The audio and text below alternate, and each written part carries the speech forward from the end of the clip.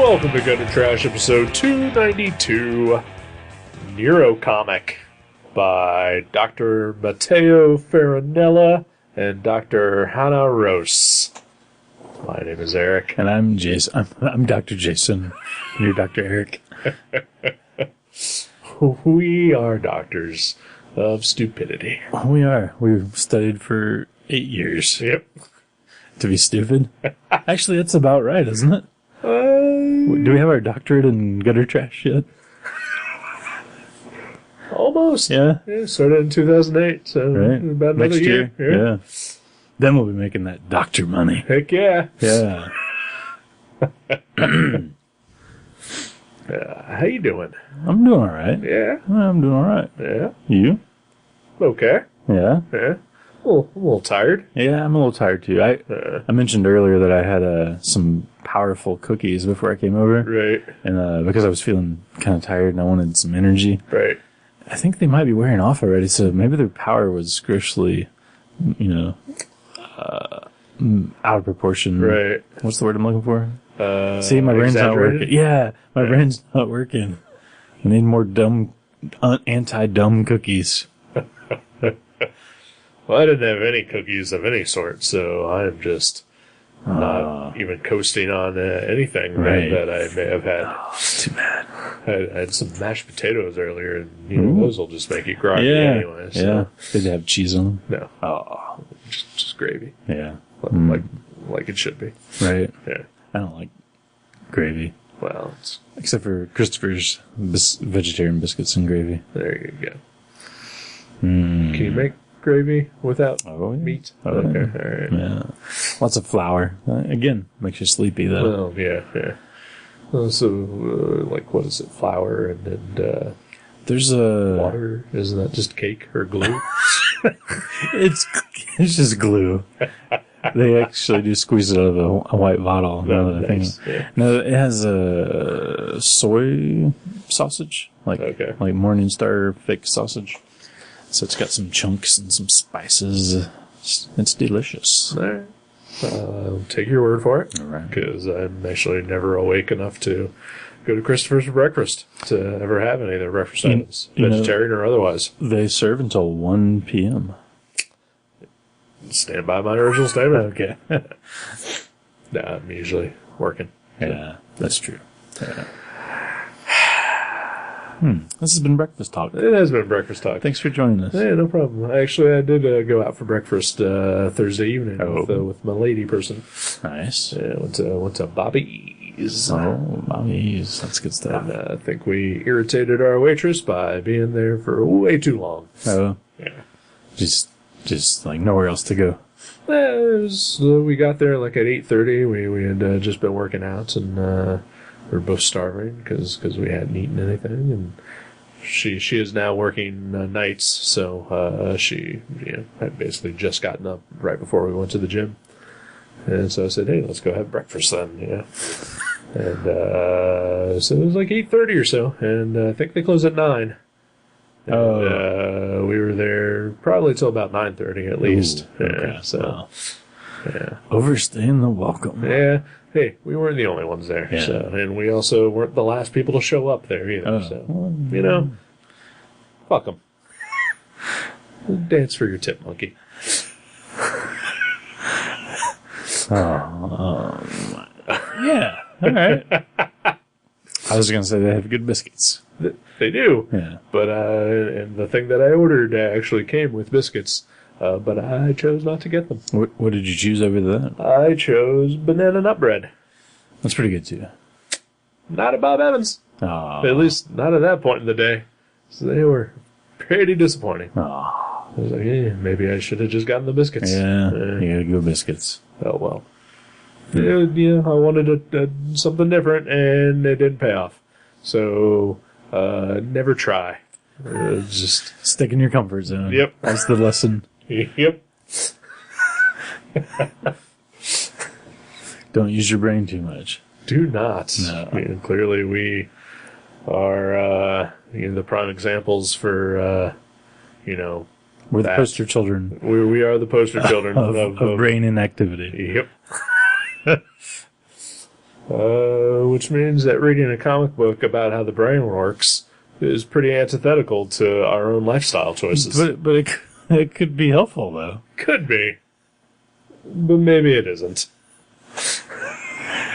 Neurocomic. Neurocomic. So you made me read an educational comic book. Yeah, I did. What? I got this as a Christmas gift. Really? And I decided, I was like, oh, I'll just pick this for the show before I even read it. Right. I decided that. And then I read it, and I was like, oh, it's not exactly what I thought it was going to be, and I'm pretty sure Eric will hate it, but I've already read it. Right. I might as well, make you read it too. Okay. And that's not to say that I hated it, because I kind of enjoyed it. All right. I think it maybe meandered a little too much for me. Yeah. But I thought it was educational. I actually did learn a little bit about the way the brain works. Yeah. I did not hate it. Mm-hmm. I didn't really enjoy it either. Found it to be kind of dry in places. And also, again, remember how we're the doctors of stupid? Right. Yeah. Did not retain much of anything. Oh, no, yeah, me neither. Yeah. Okay. Yeah. No, I picked up bits and pieces here and there, but there's a lot of terminology and, like axioms and all that. Right. That, like that's one of the few I do remember. It's definitely not geared towards little kids. No, yeah. But I feel like it's like, hey, you're using your brain as a comic fan. Maybe you should know a little bit about how that works. Right. And it kind of goes into, how that works. Yeah. Yeah, it's very fact-based. Right. It is, I'm going to go ahead and put this out there. It is like reading a Jim Woodring book about how the brain works. Oh, yeah. I can see that. With a lot more words. With a lot more words and a lot less weird. Yeah. But still pretty weird. Still pretty weird. I actually really like the artwork. I do too. And the landscapes and everything they drew for the things that represent the character walking through the brain and right. the different pathways he has to take and the different neurotransmitters all are anthropomorphized. Yeah.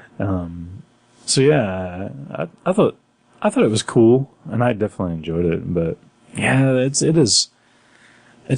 not as entertaining as it probably could have been, but right. It's not as dry as it could have been either. No, yeah. I think sometimes it's weird because clearly they just wanted to make this comic book about, how the brain works, but they also wanted to make it, an entertaining comic book at the same time. And it seems like that's occasionally where they kind of lacked a little bit of, entertainment value. Right. Yeah. And I think it definitely maybe could have and should have been, just weirder and bigger and, more of a story than just a, exposition of science fact. Right. Because basically the main character takes a little trip through his own brain. Yeah. Maybe. Yeah. Because it's a little Lynchian at some points, too. It does. It very much does. A little Grant Morrison-ish. Yeah. But, yeah, it starts out, it's just the dude and he sees this pretty girl and he's like, oh, I'm going to go talk to her. And then all of a sudden he's sucked out of that world and onto the page of a book. And then from the page of the book up into a brain. Yep. Which may or may not be his own. Right. Or ours. Or ours. Possibly, spoiler. Yeah. But yeah. But he wants out. He wants out because it's freaky. Yeah. I mean, you'd be freaked out, especially since, it's not like he was just sitting there bored. I mean, he was about to talk up this dame. He was going to get him some tail. Yeah. That's right. So yeah, that's what these two scientists who created this book had in mind. Tail. Yeah, and you bring up a good point. They are foremost doctors. Yes. Comic creators second. Yes. So with that in mind, it's pretty well done. Oh yeah. For two people who clearly aren't like professional comic makers. Right. So I mean that makes me wonder. Like are they comic book fans? That also happen to be scientists and thought hey we should. Wouldn't it be cool if we did this? Mm-hmm. Or, are they just scientists who were just like, well, how do we get across the stuff that we want to talk about to dumb people? Comic books. Comic books are always for dumb people. That's possible, but I think it's the former because there's a scene towards the end where, one of the characters is reading Understanding Comics by Scott McCloud. Right. And they kind of reference it. So yeah, I feel like they've, a lot of nerdy scientist types or, engineers and those types are usually comic fans. Right. That's what the Big Bang Theory tells us. That's right. I actually know one though. I actually know an engineer who is really into comics. I'm not saying that they don't exist. I'm just saying that it's not the rule. Right. Yeah. But I could see it though. I could see it being more often than not. I would say that I probably know more. Not that I know a ton or anything, but more people who are in the science industries or engineering or whatever who don't really give a slight fuck about comics. Really. Than those who do. I only know two, and only one of them I've ever talked to about comics. Right. So you never know. It's either 50% or 100% for me. I'm not sure.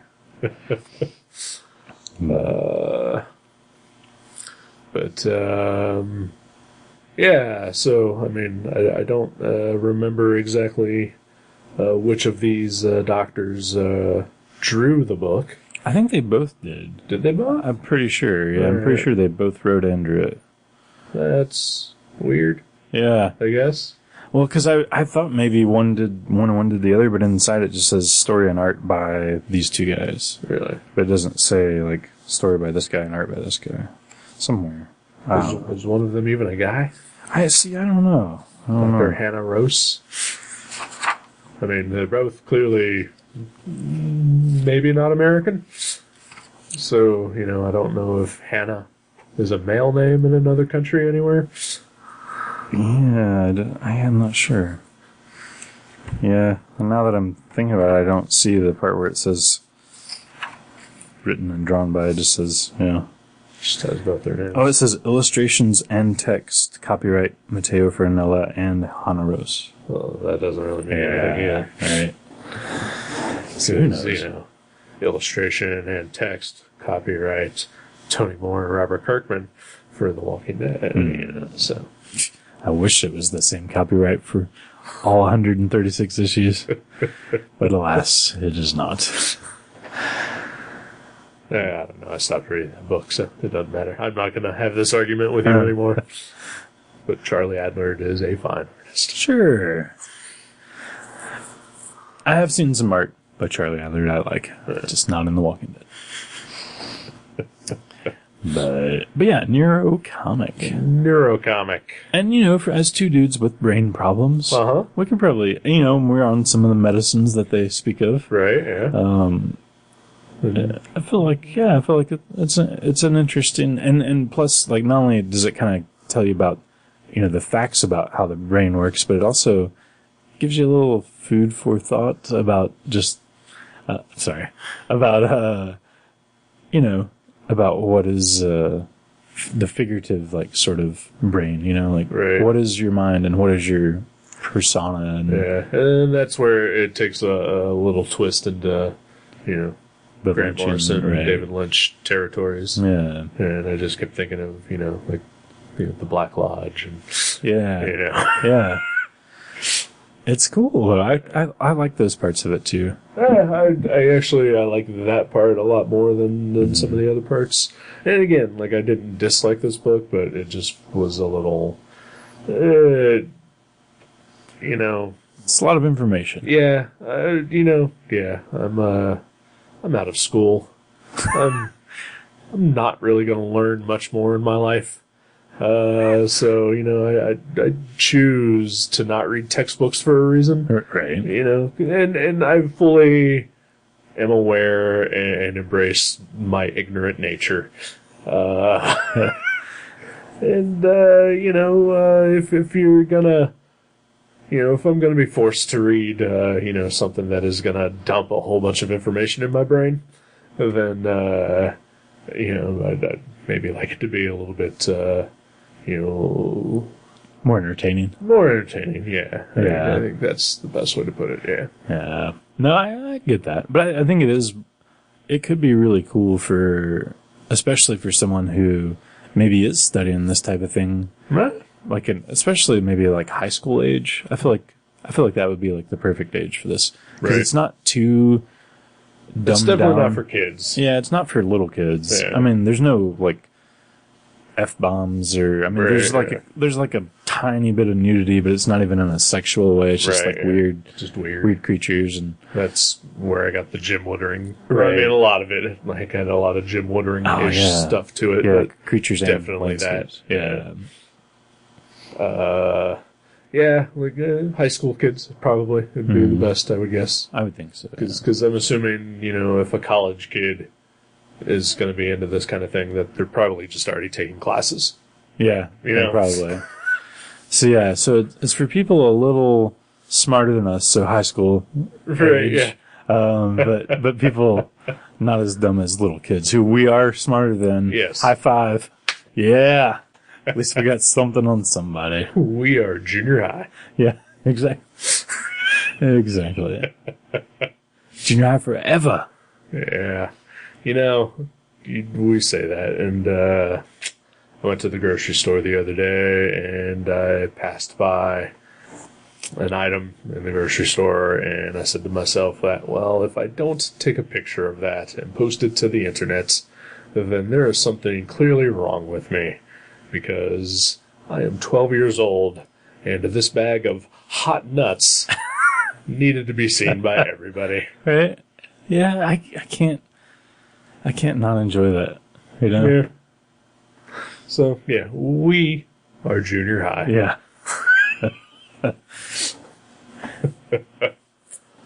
Can't we help it that we figured out the pinnacle of humor when we were 12 years old? Right. Yeah. It's not our fault. Yeah. Step aside, Paul F. Tompkins. We know what's funny. Yeah. Moving along, Jimmy Pardo. Dick jokes. That's what we want. Yep. And fart jokes. Oh, yeah. Perennially. I hope I live to be 100 years old and I still laugh every time somebody farts. Yeah. I really do. I had a couple of instances today dealing with people who were just farting. And did not quite find it so funny. Really? Yeah. Were you in like an elevator? No. I was working at the museum, and at one point there was a group of people gathered behind me as I was trying to do my job. And, someone just farted, and it was horrible. And I had to move to an entire different area of the lobby. Kids fart at my work a lot. Yeah. And they don't even acknowledge it. It's like, it's like when animals fart. Yeah.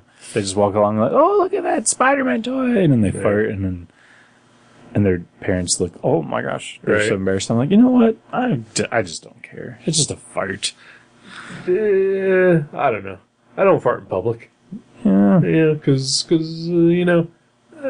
was taught better than that. I think at any moment, if I think no one will hear it, Uh-huh. I'll fart. I don't care if I'm 1,000% sure it'll be smelled. Right. I'm just like, as long as they don't hear it. They don't know where it came from. Right. I'm fine with it. I'll let it go. I mean, okay, I will fart in public, but it is definitely only when I know that I'm alone. Oh, okay. Yeah. But, if there's people around, I will do my best to hold it in. Really? Oh, yeah. Man, you shouldn't hold it in farts. Well, I mean... Didn't we learn that from South Park? I'd pretty much, let it rip, anywhere else in private. Right. I was taught better. Yeah. I was taught to let it go. Yeah. I farted on my dog today. Fantastic. And who said we were dumb people? Oh, that was us. That's right. Yeah, that was us. And here we proved it. Yeah. By turning this review of a comic about the brain into... The stories of farting on animals. Yep. Well, that's what we do. Yeah. Yeah, so, but what do you think of the cover design? I mean, yeah, the design of everything in this book is pretty great. I love the cover design. It's very attractive. The cover, and then there's like the chapter breaks. Mm-hmm. They're all very well done, and the art is very good. Which, obviously one of these doctors must be an artist on the side. Yeah. So, because this is not, it's very cartoony, and it's very, something that you would do see in a lot of, like, independent and small press books. Mm-hmm. It's not, super realistic or anything like that. But, right. But like people's feet are all pointed the same direction, like, no matter how they're standing or whatever. Right. But for the most part, it's got a very good sense of, character and design and backgrounds and it's very clear. It's very clear, yeah. You're never lost. Right. Even when it gets super weird, like, floating through, weird brain tubes and right, stuff. I like it. Like, I don't know. It might be something I leave on the shelf and reread once, like a couple years from now or something, but, it was neat. Yeah. Something different. Yeah. I mean, yeah, it was fine. It's a fine book. Like, I definitely don't think I would have sought this out on my own. Even if I had heard of it before you mentioned it. I probably wouldn't have either. Right. But yeah. I do like the publisher's No Brow Press. Right. I forget where they're from, but I've seen a lot of other stuff by them, and it all is kind of all revolves around the real artsy kind of stuff. Mm-hmm. This is probably the most linear thing I've ever seen from them, honestly. Like, it's usually more just like art books or just bizarre books. Right. And they have a lot of amazing artwork, but I think, this is the first actual comic I've read by them. The only thing I know about No Brow Press is not even anything about No Brow Press. It's that I remember back in the mid-'90s or so when Dark Horse started the Legend imprint. Uh-huh. Eric Larson made fun of it by starting his own imprint of Image Comics called Highbrow, because he has a really big forehead and no hair. And his little icon for it was in the shape of the Easter Island head that Dark Horse used for the Legend, but it was his own head. That's pretty awesome. Yeah. Eric Larson's a funny guy. Yeah, I enjoy Eric Larson. He's alright. So, I mean, it was alright. Mm-hmm. That's pretty much the best I can say for it. Yeah. If you want to know about, your brain and you don't want to read just text about it, then maybe this is your thing. And maybe if you're smarter than us, then, it'll be something that you're way more into. So chances are you'll like it. Exactly. Because who wasn't smarter than us? Right. Other than the grade schoolers. Right. There's not too many people that I know that are dumber than we are. Right. Yeah, we try to surround ourselves with people who are smarter so we can learn more, and luckily it's been really easy to do. Right, yeah. You throw a rock, you can hit a barn. Pretty much. Yeah. All right. You wanna take a break here? Sure. All right. Yeah, my brain hurts. I gotta look at something dumb. All right then. We'll be back.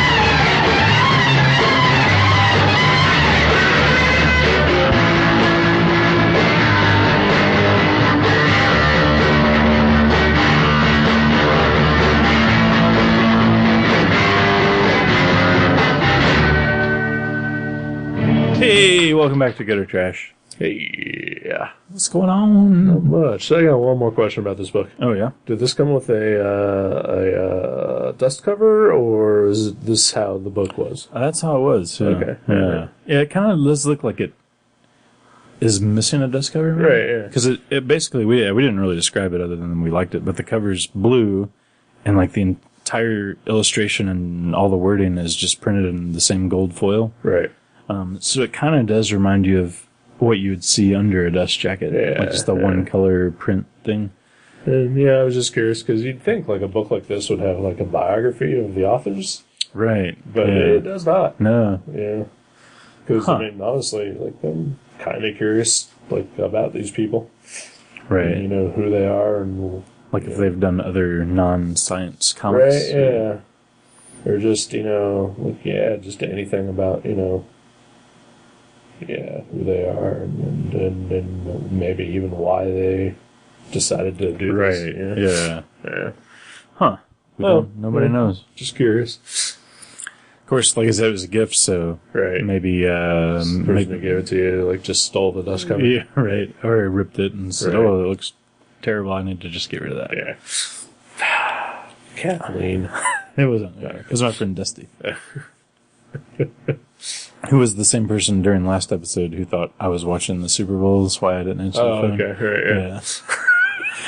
Right, yeah. I called him actually, and I even, like, we were talking, and I said, oh yeah, did you really think I was watching the Super Bowl? But apparently he didn't catch what I was saying, and he just, like, I don't know. He never did answer that. But maybe he was like, oh yeah. Why would I think Jason was watching the Super Bowl? Yeah, so how's it going? It's good. Yeah. It's good. I had an adventure today. Ooh. I did. Yeah? I had an adventure. Kathleen and I and one of my coworkers at Mavericks, Mr. Neil, we went to Columbus to see the exhibit, the cartoon exhibit at Billy Ireland Museum.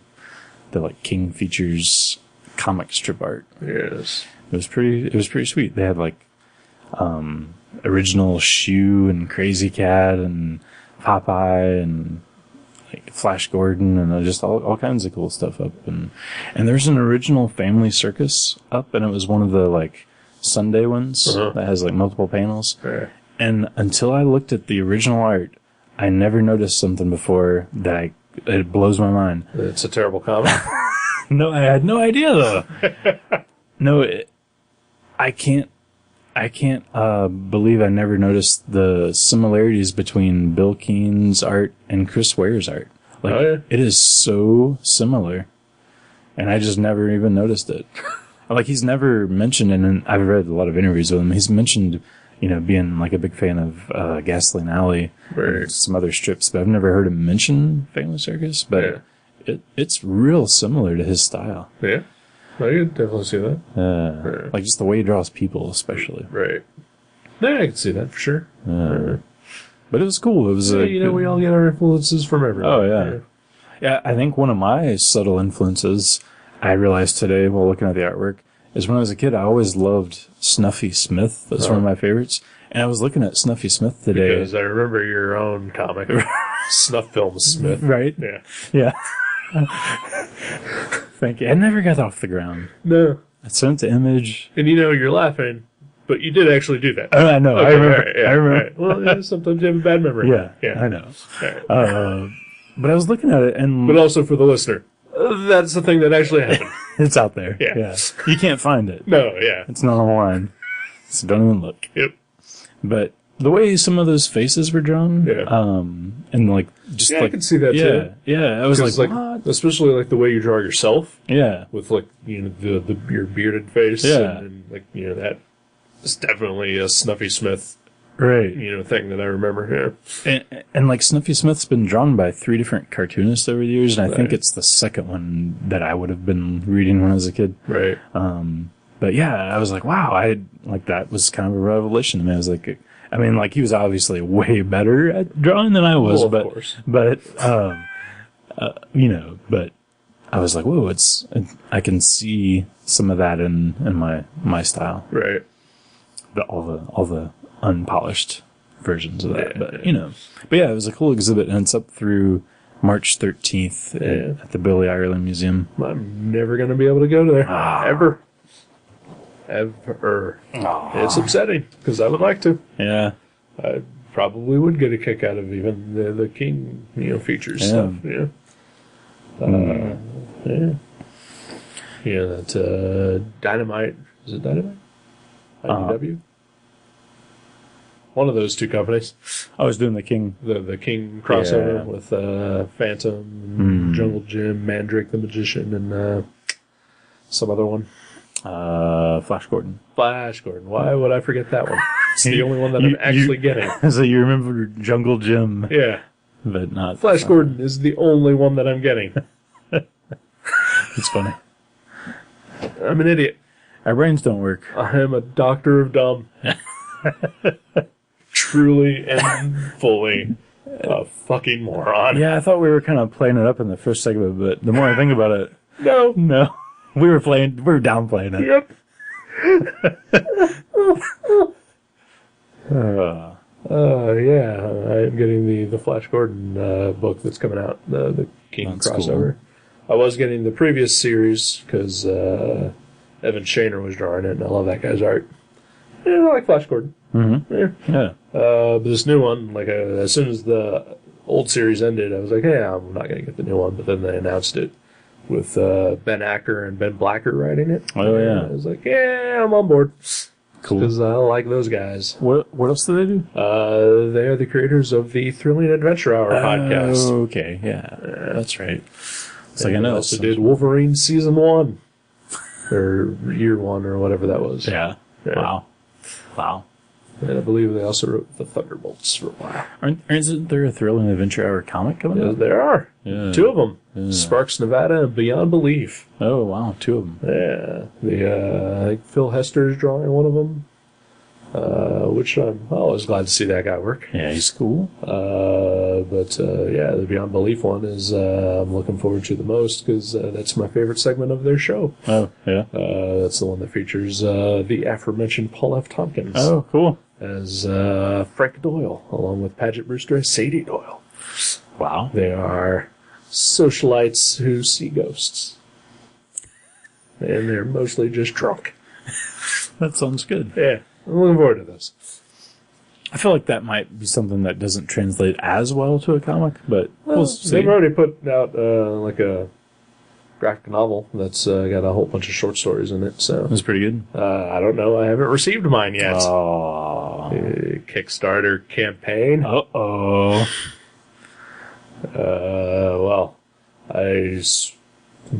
The book is at, you can actually get it somewhere. Mm-hmm. But when I placed my Kickstarter order, I did I wanted to get the book and their live performance DVD, which is pretty much the thing that has been holding it up. So, yeah. Just send us the book then, right? Right. So we can review it. Send me 2 separate things. Mm-hmm. Yeah. But whatever. So eventually I'll get it. It's cool. But anyway, Thrilling Adventure Hour. Yeah. Yeah, so that was my adventure. I just went up there and saw it. I had some good food and some ice cream. Yeah. And ice cream is good. Ice cream. There's a place called Jenny's and with a Y and one N, just one N. And I don't approve of that spell. I had Bangkok peanut ice cream. That sounds awful. It was good. It was very good. Sounds terrible. It had a little spice to it. And it was in a waffle cone, which... all of this is terrible. You don't like waffle cones? Nope. Oh, I love waffle cones. You know why I don't like waffle cones? Because they all have a hole in the bottom, and the ice cream droops through, and it makes a mess. I eat my ice cream pretty fast. I don't give it that chance to melt. It's like a game. You see if you win. Apparently the ice cream wins whenever it plays against you. I guess so. That's why I don't get waffle cones. I do prefer a sugar cone anyway. My lady friend and my male friend both had cups. But I'm more conscious of the environment, and I'm a good player at the Jason versus Waffle Cone game. Right. So now I will go to a Cold Stone and get one of their waffle cones because they actually put it in a bowl. Oh yeah, okay, yeah. Even if you get it to go. Yeah.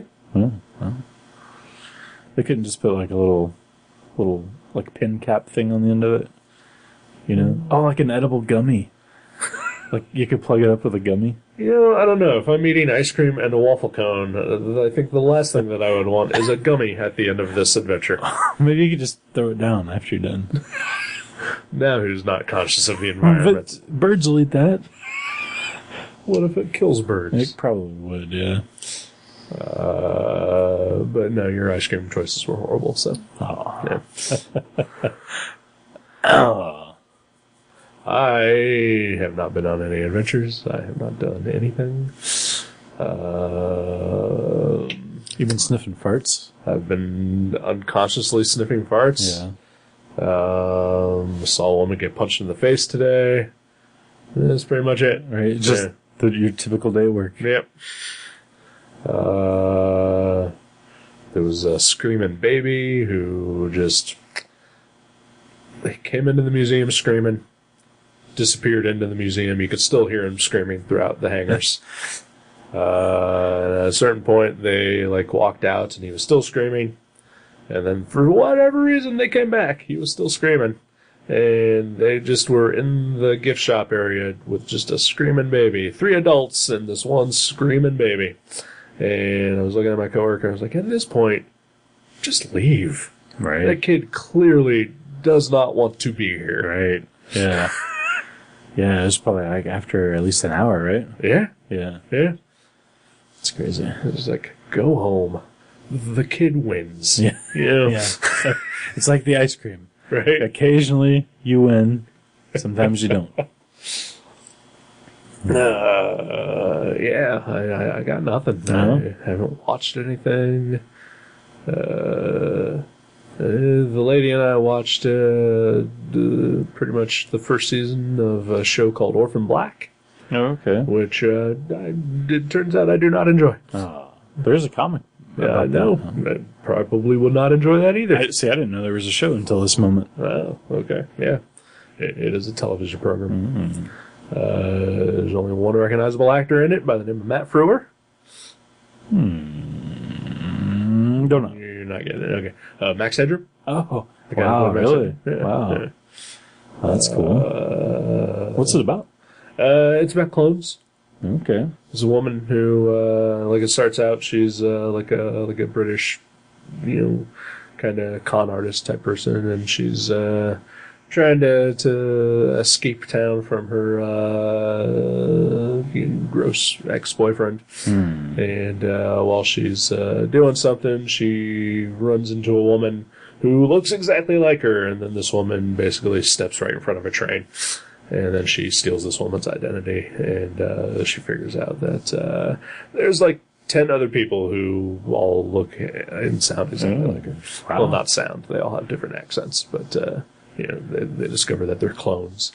It's intriguing, Yeah, but not real good though. I don't know. Yeah, just something about it. Just I don't find that.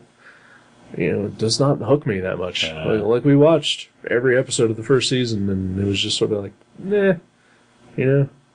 Like, there was a part where I was like, okay, I kind of get it, but it was mostly just from, an acting standpoint. Right. Because, there's this woman, who is playing 10 different characters on this show. That's impressive. Right? Yeah. And they're all different characters.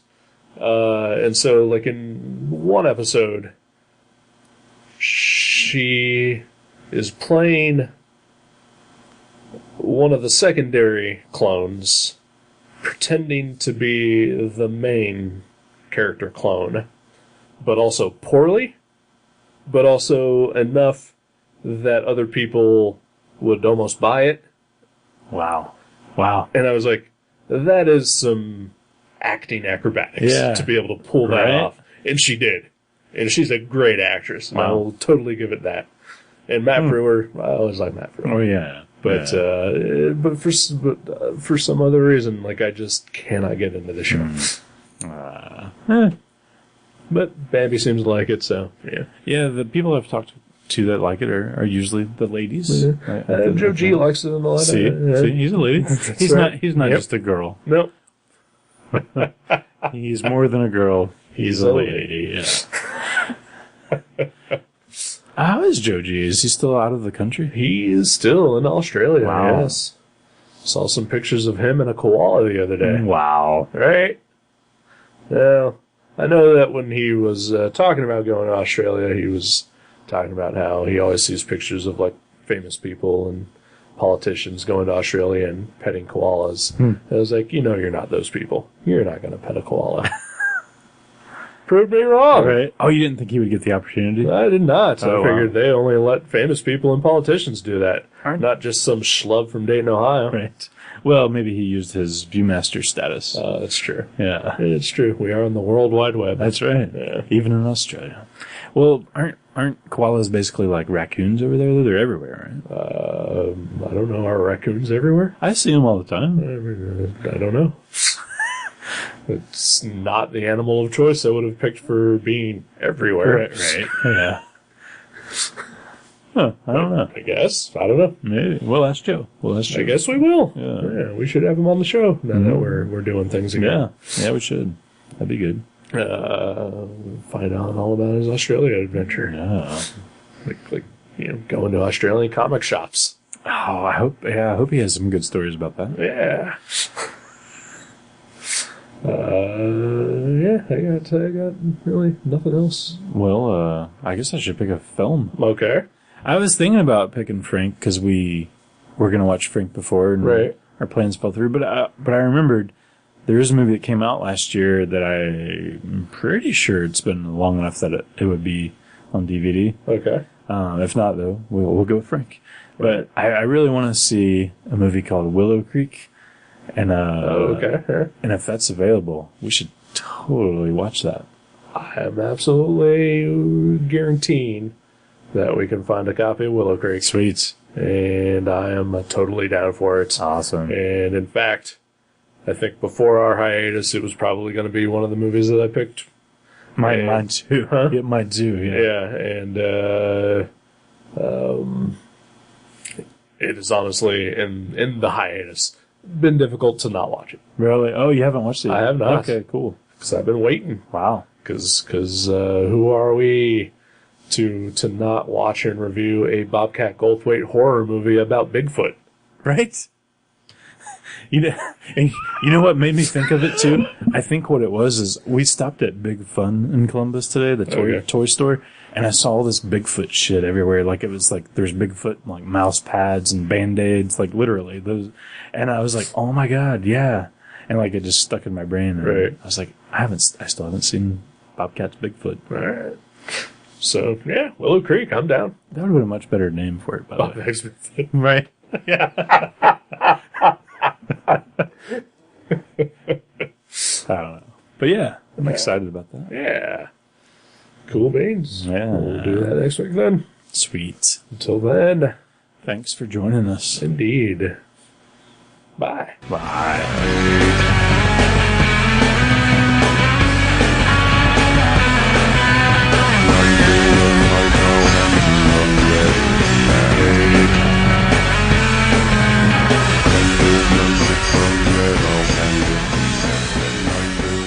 Thank you for listening to Gutter Trash. You can subscribe to the show from guttertrash.net or from iTunes and leave us a review. Visit guttertrash.net for email information, links to our Facebook and Twitter pages, and for other podcasts and websites in the Gutter Trash Network. Thanks again for listening, and we'll see you next time.